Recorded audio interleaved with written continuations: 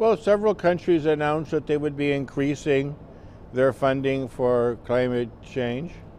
And there was an announcement by President Obama that there would be a financing of the least developed country fund. That is for an amount of $248 million. It's 11 countries that are shipping in. And there's a lot of least developed countries. There's about 50 of them. So you cut that up, and 11 countries chipping in, and about 50 of those countries. It's not a large amount of money given their needs for adaptation.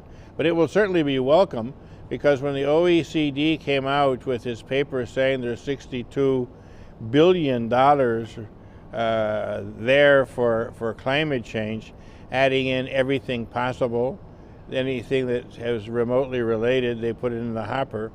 A lot of people said, well, why, if there's so much money, is there $250 million of unfunded projects in the Least Development Country Fund? So at that time in the pre-COP, the head of the U.S. delegation said that he was going to deal with that, so I think that they moved ahead with that. The United States and Europe and some other developed countries feel very comfortable with the definition that the most vulnerable countries are only the small island states and the least development countries, because that's more manageable financially.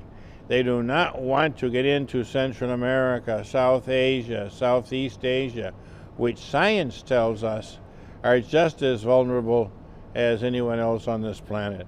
German Watch has Honduras as the #1 country in terms of being vulnerable, and Nicaragua as #4, and Guatemala is on the top 10, as well as Dominican Republic.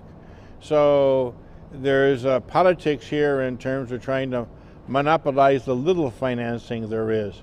But any new initiative in terms of significant financing, no, Curtis, there was nothing to be heard.